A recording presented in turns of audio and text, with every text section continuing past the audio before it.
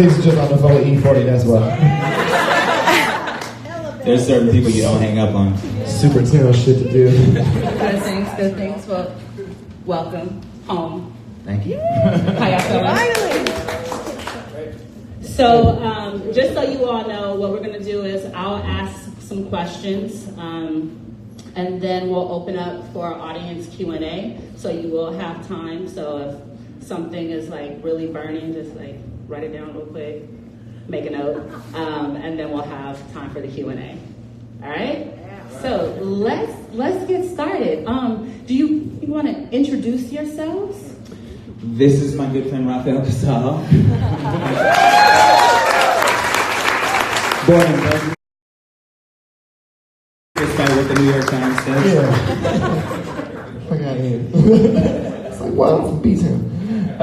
And this is Diggs, y'all. This is W. Diggs. East Oakland and Albany. So, I can't with y'all already. So, let's start off. For anybody in the audience who doesn't know what Blindspotting is or has only read the official description, how would you describe Blindspotting? Town as fuck.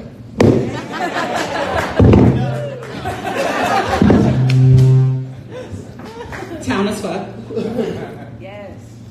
It's a story of two friends. Nobody in here's seen it. You can't see it yet. You saw it. Who's seen it? Raise your hand if you've seen the movie. All right, so we're gonna try not to do any spoilers. My mom's side. My mom's side in the. Not a word, Barbara. In the sound edit. Not a word.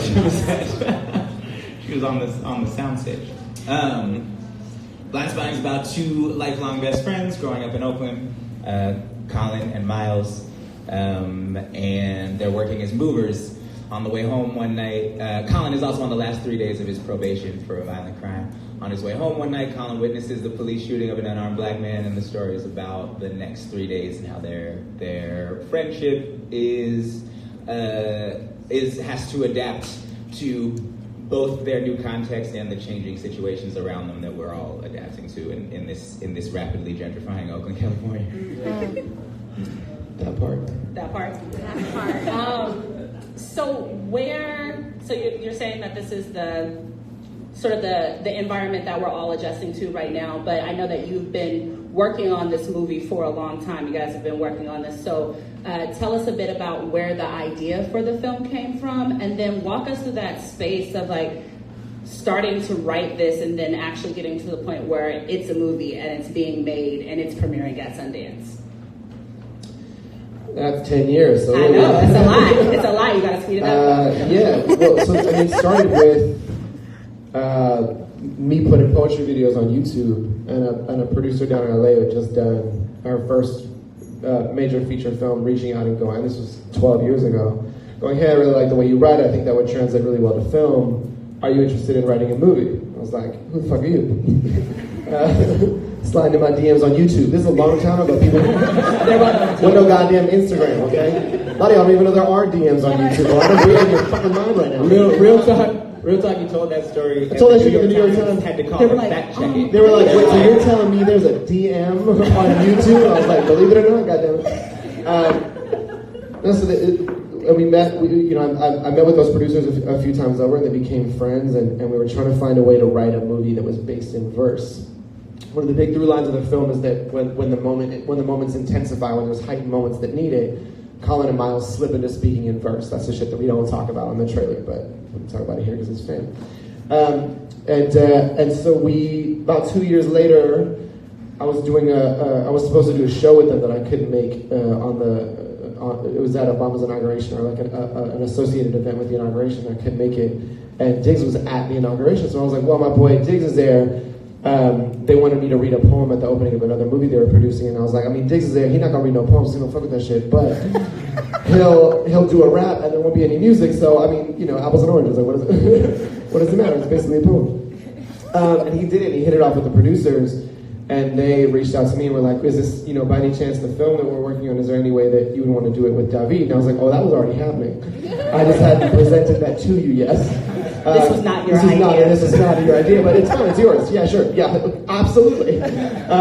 Because Diggs and I have worked on everything together for the better part of 17 years, and so we yeah, damn. I was stuck out here. But we knew that we wanted it to be in verse. We knew that we wanted it to be about the Bay Area. We knew that we wanted to write it and be in it.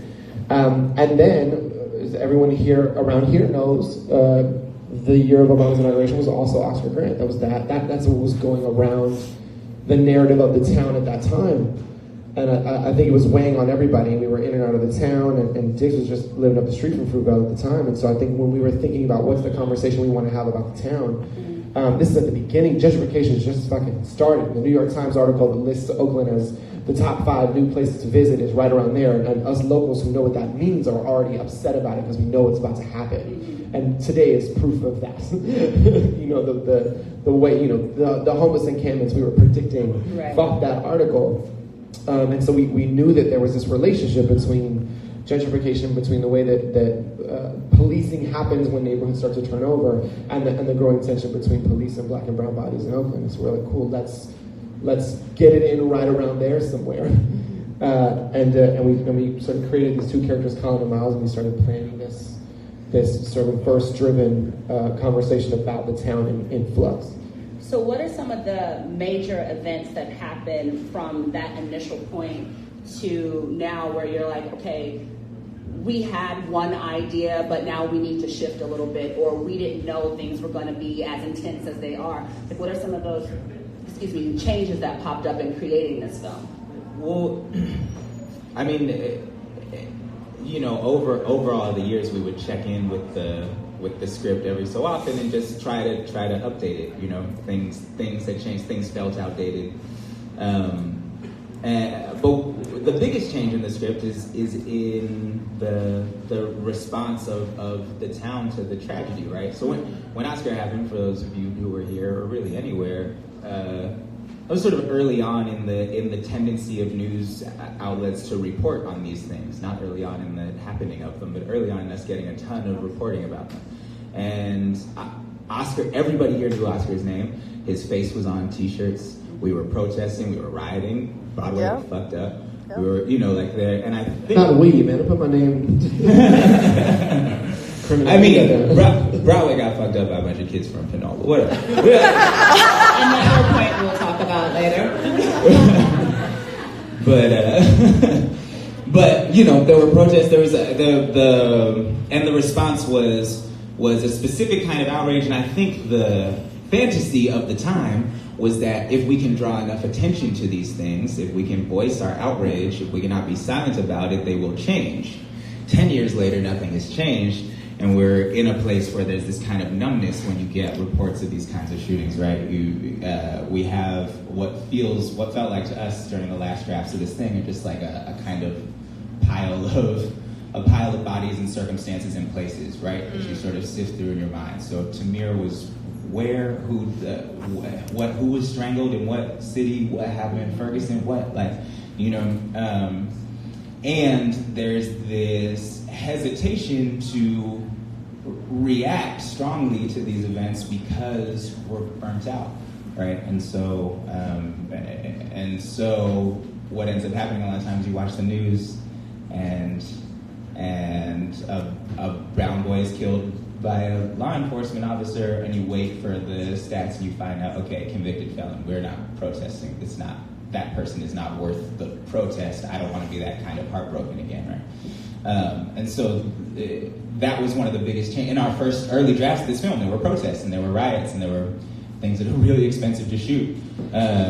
But we didn't actually change them for financial reasons. We changed them because that wasn't the case anymore. And now all of those things are gone, and really the only person who is able to have a real visceral reaction to the event is Colin, who happens to witness it. Right? So it's that kind of proximity to the event that it takes for him to be truly invested in it. That, I think, is the biggest change between the early drafts and the last. The early drafts were about a town's response to a tragedy, and the later drafts are about a changing town and how one friendship is affected by a tragedy. So when you're talking about this sense of apathy that sets in, and then also the burnout that sets in, Why is it that you all decided to continue to go through with the film? There's a lot of other things that are popping in your careers. There's a way that people can, if they feel like this is something that's too heavy, people might feel like, oh, I don't want to deal with that kind of issue right now. I want to go have fun somewhere. Like, what made you push through, and how do you really bring people in and tell them that despite whatever they might be feeling about the current times, they should still come check out the film? What's a comedy, first? Yeah, that's the surprise when you get there. I mean, we cut a trailer, and there's clips coming out now that sort of emphasize that more over the next 2 weeks. So I think people will get a better window into that. But the pairing of comedy and tragedy is what we do in our lives, and it's what we try to do in the film, right? Like we don't always, time is always against us. We don't always have time to mourn, right? Especially to mourn ourselves, to mourn our circumstances, to mourn people that passed. And we use humor to deal with it all the time, right? So we wanted to make a film that exercised that duality heavily. We have other projects that we have lined up and that we're excited to do, but everything we do has always been about trying to do something here. Always. These are the untold stories. These are for anybody who are artists at any capacity in the room, you know that every time you make something, you make it because you don't see it in the world and you see it here. And we're always trying to take the beauty we grew up around and project it out into the world. And when it starts to disappear, you almost want to do that even more. So you're like, no, we need to time capsule this shit because I need to be able to point at something 20 years from now and go, that's where I grew up. And it's gone. And so that was essential for us to do it in the making of this film. There is always going to be a hesitancy to look directly in the mirror of the times you're in, right? And escapism is what they try to sell us in those moments to get our minds off of shit. Here's a distraction. Here's a big flashy blockbuster. Here's some bullshit in the news, right? It's always paired. Comedy and tragedy. War overseas. Here's some bullshit. All right? That's what we do to distract ourselves. But there's this clip I love. It's from Pac in like 94.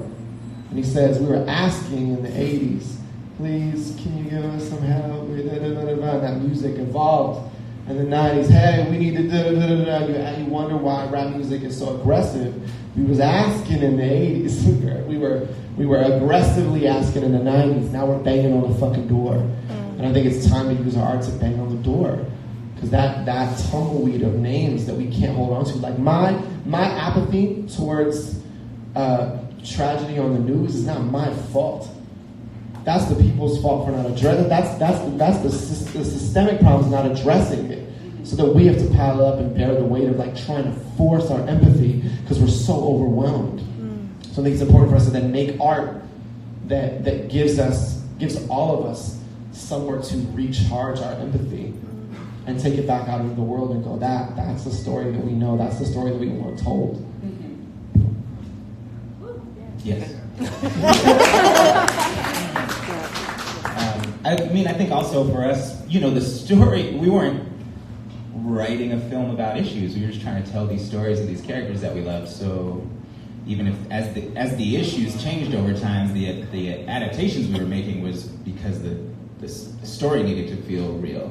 And these characters became super important to us to a degree where they were popping up in other shit we were writing because we weren't done with them and this was never going to happen. So it was like, well, let's stick a version of Colin and Miles in this cartoon we're writing, or let's do, so I think we were just, but like you said, it's been about trying to put the Oakland that we know and love on display in a kind of way, and everybody worked really hard towards that. You'll see when you see the movie, something that we really have to mostly attribute to Carlos Lopez Estrada, our director, and to Robbie, our DP.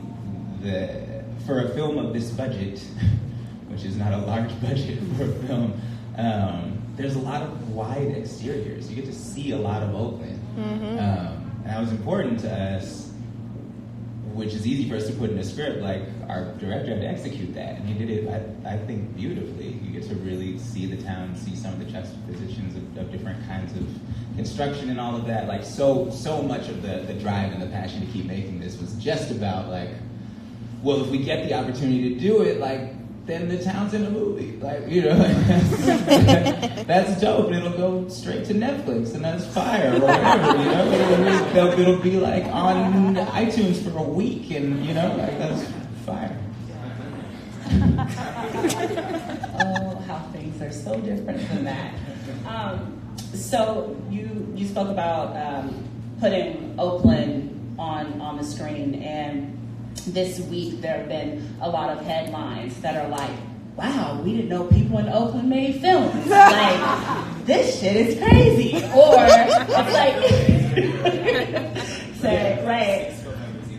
So there is this sort of space where where a lot of our creatives are being put on this national space, and people are paying attention in a different way, more to the film, whereas, you know, maybe it was more so towards our activism or more so towards our music. But one of the questions that popped out when I was reading a lot of it, it was sort of like, what has taken so long was the question. Like, there's all of this that's happening in Oakland, all of these creative people. What has taken so long for this to happen? And I just want to know, what would you say? What has taken so long, or has it taken so long? What's your sort of feel of that? Rafa has something. Not us. Not us. The thing about and the collective us, like, we're active as fuck in the arts. This is the artsiest. The Bay is so goddamn artsy. We turn so much shit out. You know, and that's, I mean, I think that's why this feels like such a special place to create from. It's like, it's a self-sustaining ecosystem of art, because it was slept on for, it continues to be slept on for so long. Yep. That we decided to just have benchmarks of success internally instead of externally. Like, we know who our celebrities are. It doesn't really matter if you don't know them in you know, some of them are in the room. You know, we know who those people are. We prop them up ourselves. You know, to make. In interviews now, people will be like, it really seems like Oakland is having a renaissance. I was like, do you mean 3 films? 3 films. Ryan Coogler landed a spaceship here. That was a big deal. What big deal? Big deal. You know, Boots and us, and a few other filmmakers that should be getting more celebrated, but are still not being a part of that wheel, right? And I think we've long since wanted to have these moments, but what we really need to do in this moment is do what we always do and support the shit out of the art that's from here. Yes. Because when we do that, it sends the beacon up again. Like, I talk about the Bay all the time as Whoville. It's this little thing that's got all this amazing shit going on, but people are not looking close enough to see how dope it is. We're source material for everyone else's story. Yes. I'm so tired of seeing it. Like, I'm so tired of being like, there's our shit again. Like, I remember this is such a, like, this isn't just me being petty as fuck. But, like, I remember when, if you follow me on Twitter, you know that's not a new thing. But, like, I remember when that cheesy ass show Parenthood came on TV, and it was like, this is in Berkeley. I was like, fuck you, no it's not. Who the fuck are these people? They were like, I want San Pablo at a mezcal bar. What fucking bar? The Albatross? You know, like, I just want to see it done right. I want to see the faces and the families and the hair and the clothes and the barbecue and the dinner. Like, I want to see it right. I just went and saw Sorry to Bother You. That motherfucker did it right. Like, you see the thing, and it's tiny, it's little shit. It's like, there's a scene in ours that's just like, the main dude in the car got a Schmob Life shirt on. Sure, no one else is gonna care, but we don't care. You know? We had fights about it. Fights. Like, we had to fights. The costumer was like, not everybody can wear the name of the city on their shirt. And I was like, look at my closet and say, The opening shot, Diggs is wearing an Oakland, USA shirt, and people were like, that doesn't make any sense. We're like, to you. You know, but I think it is that nature of the Bay Area. It is the way that we exist. It's the shorthand that we all have with each other. When you run into somebody in another place and you go, I'm from the Bay. Oh, you're from the Bay? Cool, sit down. We're good. We're good. Authenticity is everything. The eccentricness, the Dix always says here we treat virtuosity like it's the mundane. You know what I mean? Like you're supposed to be dope. We have to be. We got to be louder because they're not listening. So I think that moments like this, all that we ask of our community is like, let's get it. Right. They gave us a half a leg up. Let's push that shit the rest of the way. We got to do that for Boots right now. Yeah. We for sure need that right now. Yeah. And we're going to keep, as much as it seems like he may not need it now, we need to keep doing that shit for Ryan. Yeah. You know what I mean? Like with that, and for the next and the next and the next. If somebody gets a leg up, we gotta push them up, because the more we do that, the more we have an ecosystem that is expanding outside of here, because we're getting pushed out. So that shit needs to grow with us.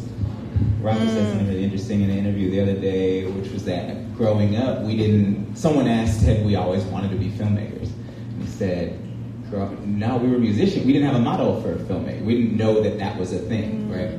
We knew that there were lots of rappers. We were rappers, those are the people we grew up idolizing.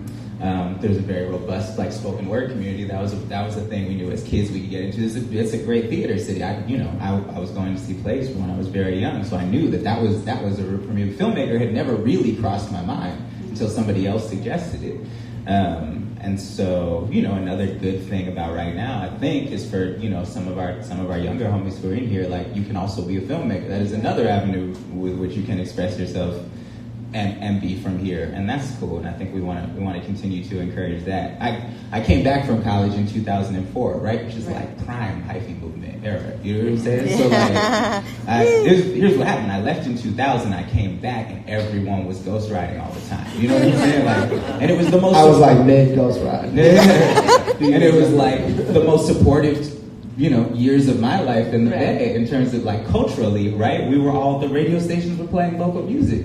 And everyone would stop the car and hop out to celebrate that monumental accomplishment that Clear Channel Radio is playing local artists on the radio, right? And it was so loving around here, and you felt it palpably when you went out too, right? It was a very sort of inclusive kind of feeling time.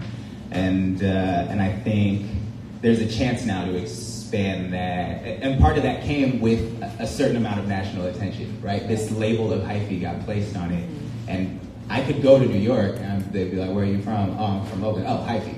Yeah, I'm like, "Sure." They're like, "Tell me where to go." "Love that song." You know what I'm saying? Me too. I do love that song.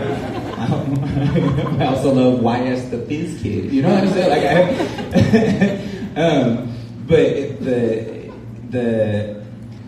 There's an opportunity right now that there's a fair amount of attention for us to be really supportive of each other, to continue to foster the kind of momentum that there is, in order to, and also just to make it easier. The more we try to shoot things here, the easier it will become to shoot things here, right? They got rid of the department that takes care of shooting things here, right? The permits department. Now it's just a dude at a desk. He's a nice guy. He loves things.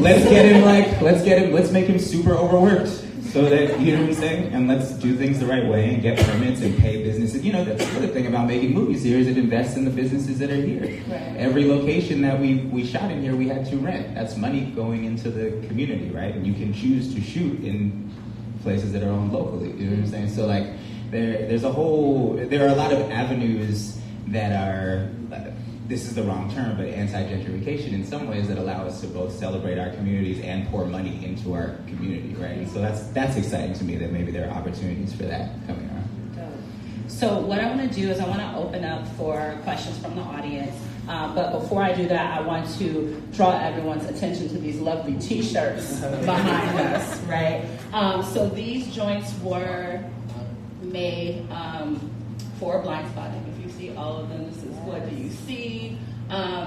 So these shirts are available online, and something that's really dope when you talk about the art scene here and the spoken word scene, you also talk about giving back to community, is that 100% of the proceeds from these shirts go to Youth Speaks. And then, right? And then 10% of each of these joints, they also go to Youth Speaks. So when we talk about supporting youth, supporting the arts, supporting the organizations that have supported us, this is a great way to do that. Raise your hand if you were affiliated with Youth Speaks in some sort of way. Hey. So yeah, that's I'm excited. I want all the shirts. That's true. And they didn't have them in my size when I walked in, or else I'd have them on. But we just, we keep rocking with it. Yeah, and that Oaklandish is making them. Oaklandish used to give us shirts for our concerts way back. This is like 2004, maybe, like right when I got back. Oaklandish has been supporting us for a very, very long time. They would had my face on a poster across the street 12 years ago. Yeah. Just like I am Oaklandish now. I'm done. But there was a campaign to support local artists. Like they could have put anyone on there, and they were putting people putting work in the town. Right. So yeah, we're really excited we're trying to do a bunch of these collaborations with organizations that we love, especially ones that keep the business here, and try to rep for the versions of the cities that we are trying to preserve, and we're trying to make sure that people who are moving in, because they're not going to stop moving in, get folks to know the town and the surrounding towns the way that we know them, not the way that they think they are. And try to push them into being. All of these things. You Speaks, Oaklandish, other local businesses are our way to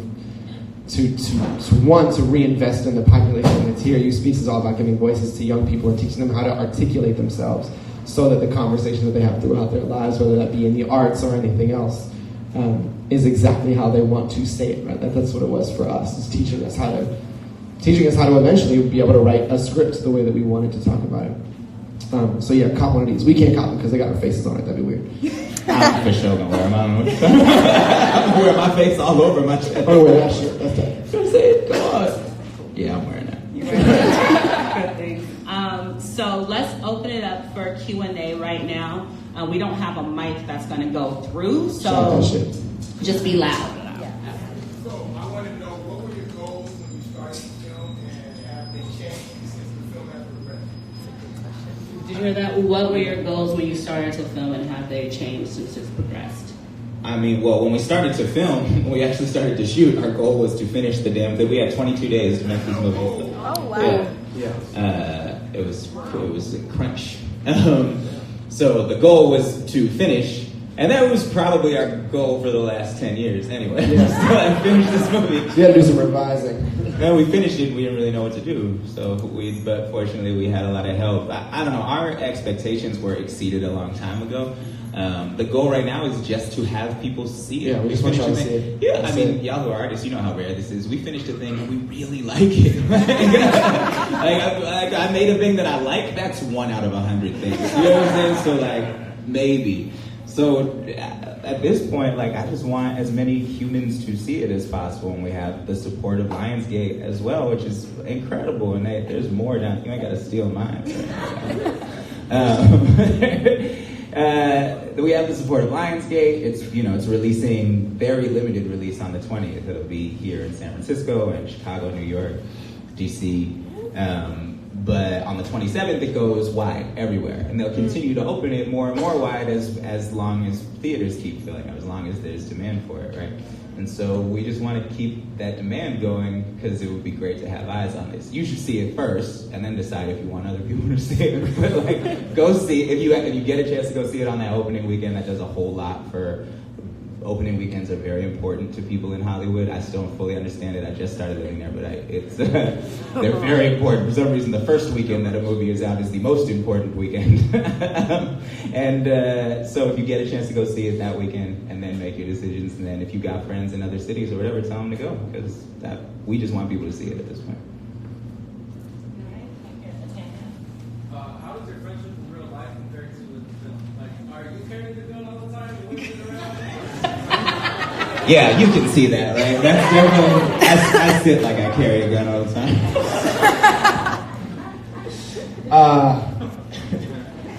I wouldn't incriminate myself anyway, but no, I mean, there's a dynamic that we played on for the film, which was Miles. Me playing Miles is a little, as the one that's sort of bouncier. That's real. That's our dynamic. I talk a lot more. But no, I mean, Miles and Colin are composites of people that we knew. I mean, really what we were trying to do is throughout the film, the situations or the beats of the film are based on real circumstances that either we or people very close to us went through. right? That was our way to make sure that it remained authentically Bay as fuck, right? Is that we knew the details enough to go, this happened and this happened and this happened. This was the look, this was the feel. There's an opening scene that I think is in the trailer where they're in a car and there's guns pulling out in the car. That's a true story of mine when I was 22, except I'm Colin in that story. Like, I was in the backseat. Colin and Miles are these composites of people that we know and love because we wanted to tell as many people's stories as we could in one film, even though we want to make it personal and intimate. So Ashley, who plays Miles' girlfriend and the mother of their kid, is based on a number of women in our lives, as is Val, so that we could get some different sort of archetypes of people from the Bay, so everyone had an entry point into the story. So really hoping that you go, oh, I know that kid or I know that family, like Colin's mother is dating a Chinese dude with a Chinese kid from another relationship, and that's based on a friend of mine's family. And as small as that seems, I actually have never seen that in a movie, and that's such a regular thing here. But we were always trying to make sure that we weren't stepping over the table stakes of the Bay because we're so used to it. We're like, no, we got to put stuff in here that is uniquely here and that may feel a little bit like, well, of course, to people from here, but we got to remember that it's for the masses. It's for we're telegraphing out to the world, so we got to start a little bit earlier because they got to catch the fuck up, you know. So that's sort of where the character is coming, but the dynamic in a lot of ways is similar because we've envisioned and messed around with the idea of this relationship in so many different projects that we have. And this was one of the dynamics that we thought this was the best way to tell the story of the town through. Is this something that y'all have thought about maybe developing a curriculum guide for if it were to be seen and shown in high school classrooms and things like that? Because you have such intersectionality with the interracial friendship, with gentrification, all these different issues that are touched on in the film. So I'm just curious if that's something you guys have given thought to. We have given thought to it. I'm not going to do it. You know what I'm saying? If I'm being honest, that's a time issue. But I think it should happen, and I think we actually have, we're teaching a class out of New York. We have this thing called a Bars Lab that's housed at the Public Theater in New York, and they all just went and saw the film and are developing work based on it. A lot of the ways Bars is functioning now, that is becoming more and more self-sufficient, is they end up sort of figuring out what good curriculum, like that gets to be kind of a test ground for, we can take things that they discover there and figure out a way to formalize it and get it out further. So those things are in the works, even if I'm not sitting here writing lesson plans. We invited a lot of educators to come and see the film and be a part of the premiere, and those people are people who do that's what they do, is write curriculum.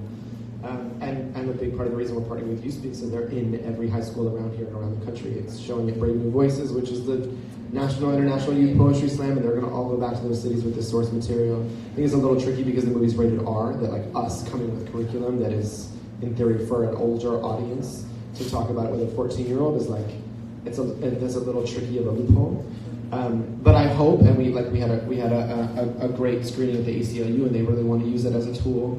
And I think that is the nature of art. If we can make it float enough to the top, it becomes an easy conversation for people to have. But the first thing that it has to become is a universal reference point. That's what a great movie or a great song does. You can point to a lyric, or you can point to a scene and go, I feel like that. And everyone in the room knows you're talking about it because it's a part of the common conversation, right? So I think right now our first job is like, how do we make the film part of the common conversation so that when somebody's on a talk show and somebody says, I think you're kind of like doing a Blindspotting thing right now, they know what that means. You know what I mean? We don't have to explain the symptom. It's like you're seeing the thing that you want to see and not looking over here. That's for the people who don't know. We said this in a bunch of interviews, so we can say it here, but you'll learn this in the film. What Blindspotting is about is it's a play. It's a slang word that Val, David's character Colin's ex-girlfriend, creates to describe, she's studying psychology, and she's trying to memorize all the terms for her psychology exam by coming up with base slang for each one of them. Because base slang is derivative, right?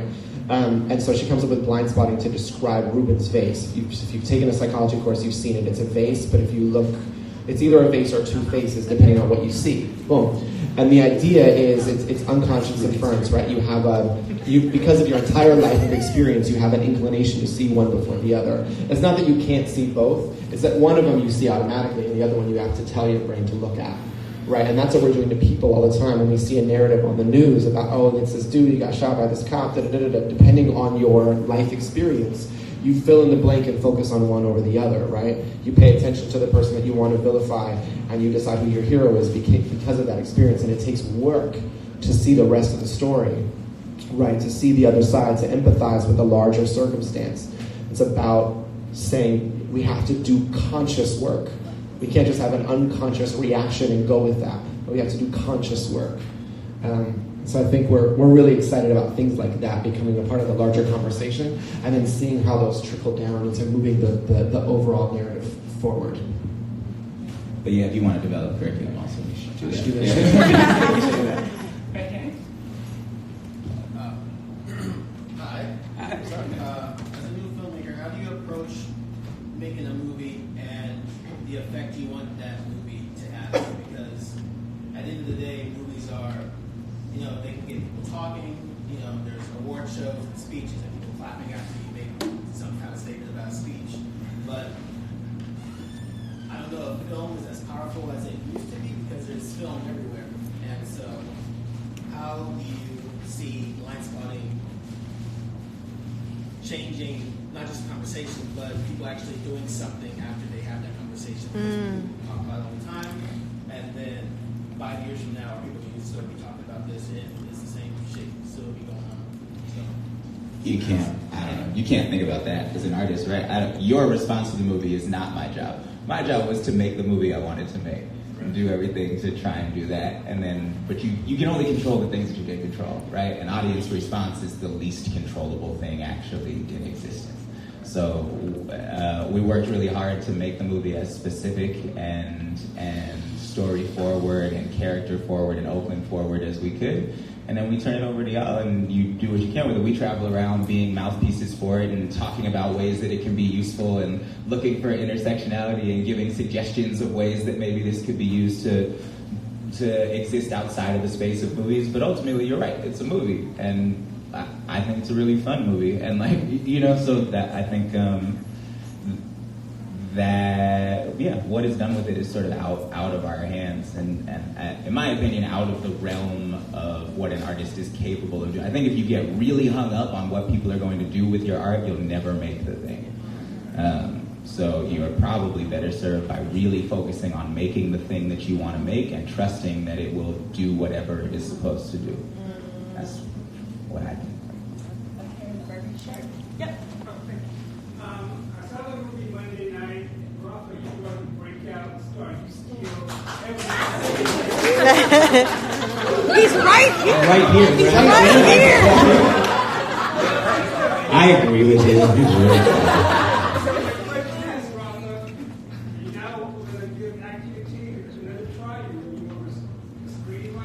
I'll take this. He been acting. Right. Y'all just don't know about it yet. I've been watching Rafa act for the last 16 years, goddammit. Rafa's been a great actor. Sorry, now you talk. That's what I say in everything. Yeah, look, Miles is a louder character, and so he is trying to be in the spotlight in the film. So I think it's a very fun role to play. I love to act. I love us doing this. I'm excited to do other roles and do the thing as an artist. I love to perform. I love to write. I love to direct. I love to produce all that shit. We both do. Diggs don't really like to direct, but everything else he likes to do.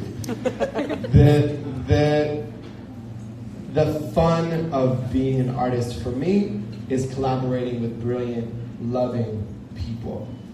And I emphasize the loving part. There's a lot of smart people who are assholes. And I have no desire to work with those people. I don't care how good the role is. I don't care how much money they got. What I'm excited about, what we're really excited about, is taking good ideas and good people and trying to make them happen. If that means that we're acting in it, great.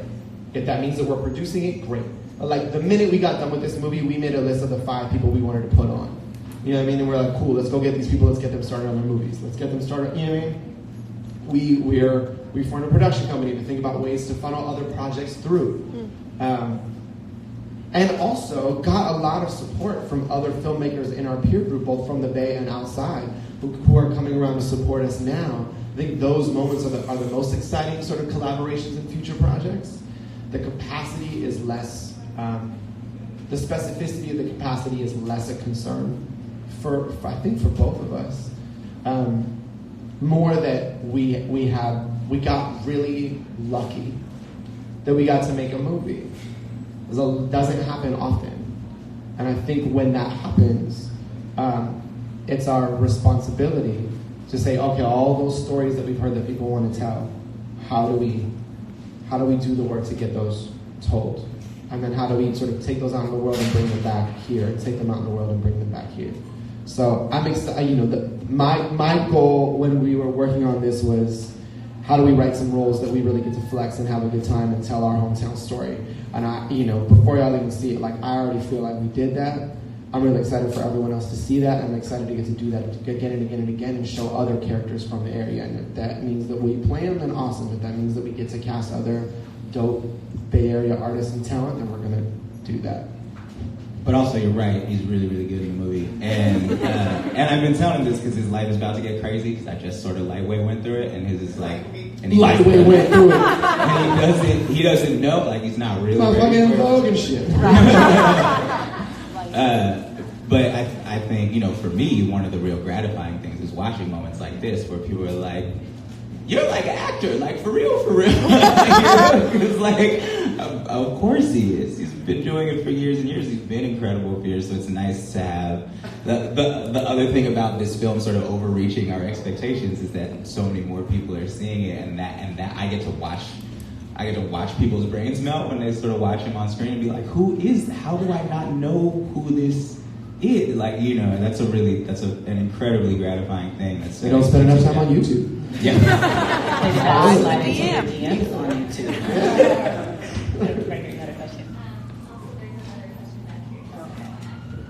I can't see her around there if you. Well, we know you're there now.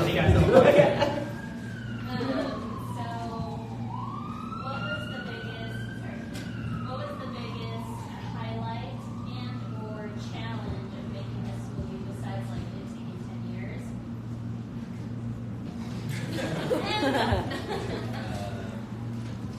The biggest highlight. I don't know.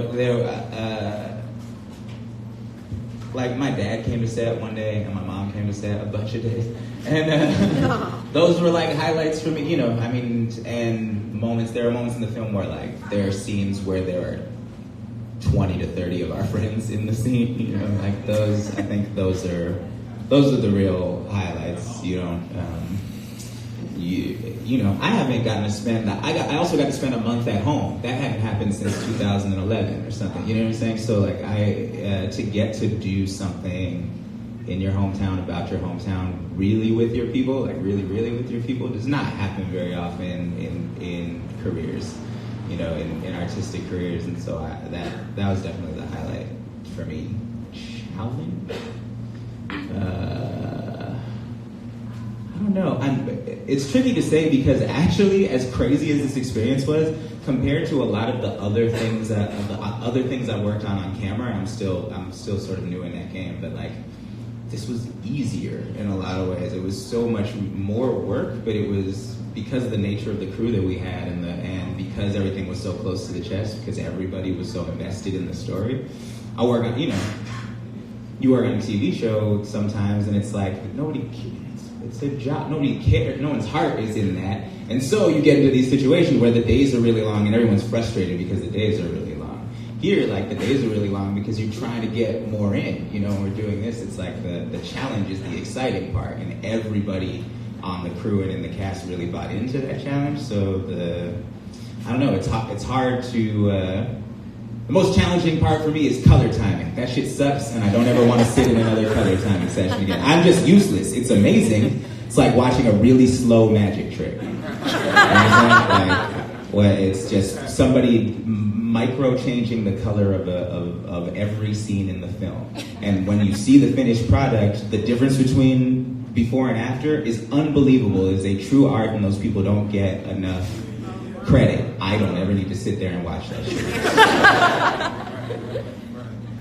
All right, so we have time for, this is hard. I'm going to do 2 more questions, and then they might be around a little bit to Yeah, float. we'll kick it first. I think we got a second. So we're going to go here, and then blue shirt. What about the Oakland culture helps captivate audiences with not just this film specifically, but Blue Bell Station, Black Panther, Sorry to Bother You, like those kind of films? What helps captivate audiences that doesn't know about Oakland? I think we're still figuring it out. But I think specificity and sincerity are 2 qualities of the human condition that we just gravitate towards. When somebody is unapologetically themselves, it's infectious, right? Like, you don't even gotta like that person, but you admire that they're so fearless about it, right? And here we're all about authenticity, you know, and that is infectious in its own way. We were just talking about this earlier. We were talking about how Ryan Coogler don't code switch. I code switch like a motherfucker. Me too. Me too, friends. Me too. Me too. I'm like halfway on my dial right now. It gets way worse and it gets way more. You should see him. Oh man, in all white people interviews, he is a different person. I worked in the university system for years, and I was like, oh, this isn't gonna fly. This is where I talk at home is not gonna fly. I was 23 teaching undergrad. The professors were not gonna take me seriously. And I didn't have a bachelor's. You know what I mean? But Ryan Coogler don't play that shit. He'll be anywhere. That motherfucker sounds like he's from the middle of Richmond. The soul of that shit. Like, Richmond opened up and Ryan Coogler just popped out and was like, it is I. Bruh. You know? But I think that's infectious, man. I think you look at somebody like Boots Riley, who's been putting on for the Bay for so long. For the folks who haven't checked out his film, shame on you. Get out this weekend. But he, like, Boots is Boots to his core. I think what we did was try to be the same kind of artists. You know, we were annoying with how specific we were to our crew. You know, like, things had to be as Bay as possible in every fucking frame. And we got to thank for, you know, our director and our DP who didn't push back and leaned into it. Luckily, they hung out here enough. You know, Jasmine Stevens-Jones was from Brooklyn Talk. During the Warriors parade. She went out at our best and our worst. And studied how we talk. She hung out with one of my homegirls who she's based on. They picked up the southern draw and the hard R. You know, that's who we are. And so I think we send that out into the world and people gravitate towards it. It's like when a New Yorker makes a New York ass movie, we eat that shit up too. You know, because you're like, damn, they ride for their shit. I can respect that. You know?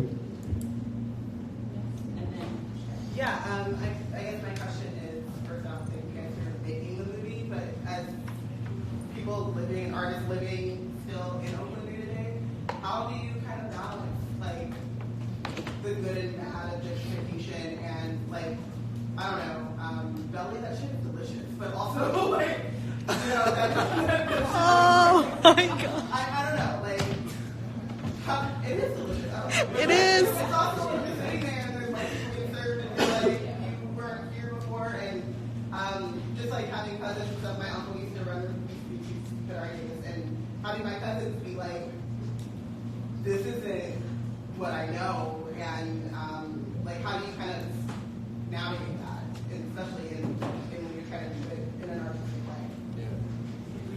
I don't know. It's the short answer. I mean, it's complicated. All you can do, I think, is if you have something. This is the Youth Speaks mantra, actually, right? Figure out how to make it sound pretty. Whatever it is that you have to say, if you can dress it up, that makes it a way that people will be excited to listen to it. That's probably, it's going to travel further that way. And so that's why we make movies about this stuff. But I think a lot can come from just being vocal and intentional and specific about the problems, right? Right? Belly isn't the problem. That's not the problem. It's who it is. It's the fact that it's not for us is the problem, right? Like, and that's a subtle difference, because you still get to go in there, but you, for some reason, you don't feel as comfortable in there as you should in a place where you are from, right? And so those are the subtle differences that we need to all be aware of and make new residents aware of. When I moved to New York, I moved to Washington Heights. That's where I could afford. I had no shit about Washington Heights, right? I disappointed people every day because I don't speak Spanish. And like, I disappointed people every day.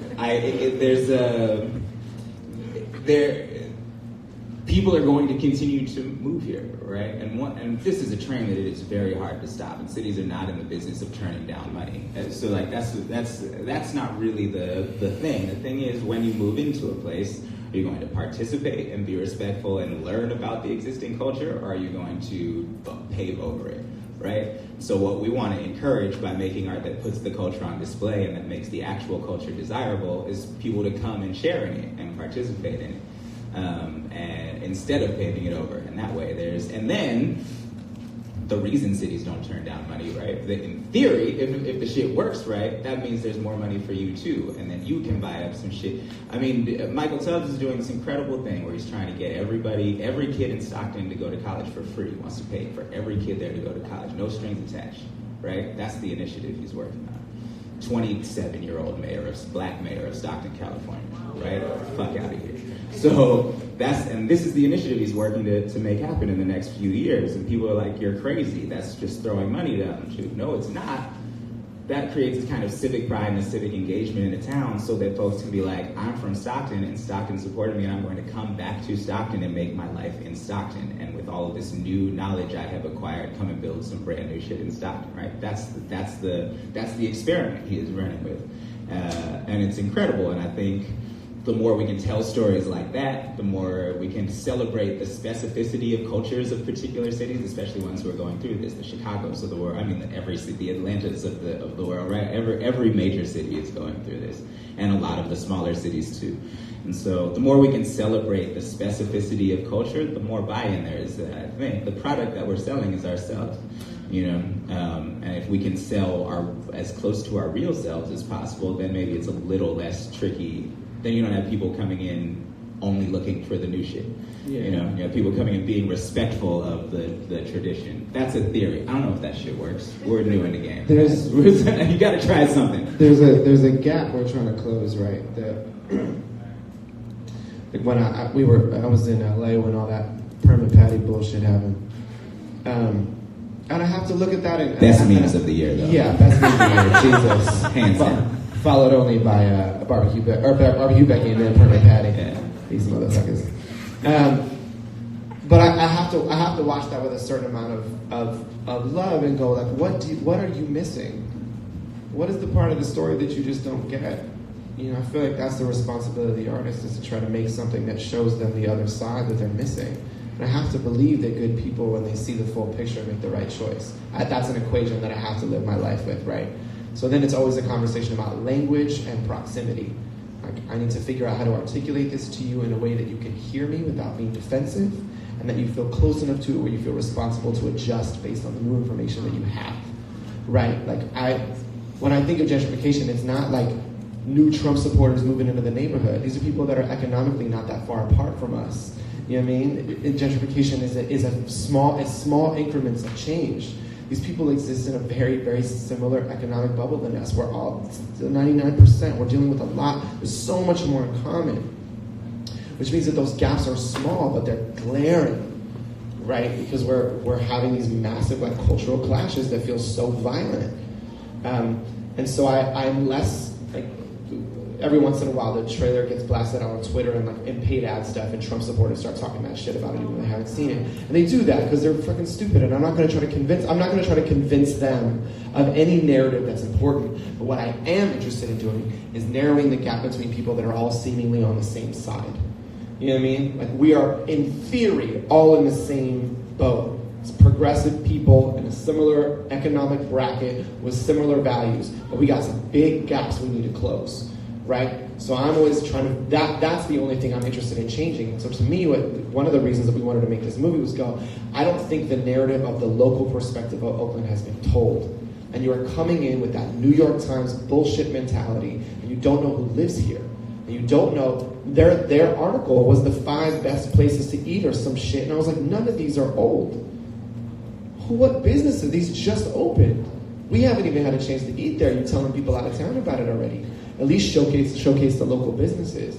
So I feel like it's that gap. It's like how do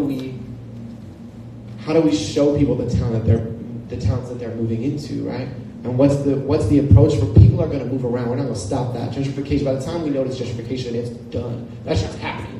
You know what I mean? It is systemic. People are moving in because they need to.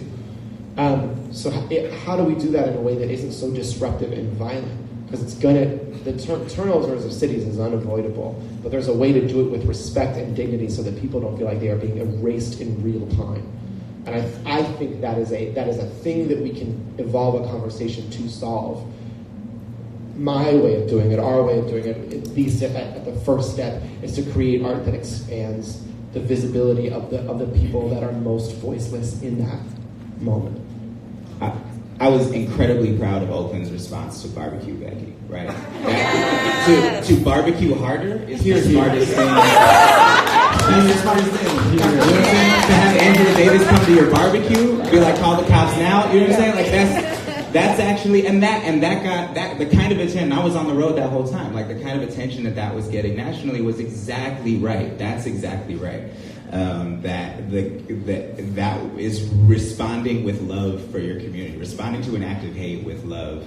If you can figure out a smart way to do that, it's incredibly powerful. And that shit, people were talking about it everywhere we went. Oh my God, this is happening in Oakland. Where's Lake Merritt? What is that? Like, that's the kind of stories we want to be hearing about Oakland when we're on the road. You know, this like incredible, like loving response that is a party. Come on, like if you can do that, you did it right. That's you know. So I was very very proud when all that shit was going on. All right, so we are wrapping up. If you could tell us again when we should check out the movie. July 20th here, that from July 20th on, July 27th for all of your friends who are in smaller places. Are you guys going to be here at Grand Lake? Or? We're going to come on the 21st, I believe, the night of the 21st, that's Saturday night at the Grand Lake. We're going to come and do a Q&A and like kick it with everybody and watch the movie with them. Showing or whatever, I don't know. So, you know, cop them tickets too. But the biggest thing you can do to help us is just to let everybody know if you are genuinely excited about it. We, as a society, and me on Twitter, have a bad habit of only projecting the shit that I'm mad about and not the shit I'm happy and excited about. And I think in the arts, I'm constantly trying to exercise sharing my joy and excitement about things that are dope. And if you can join me in that, we're incredibly excited about bringing this movie to you. If you are excited too, let motherfuckers know, so we can spread that good bass shit around. You know what I'm saying? And then more filmmakers get to do shit like this. So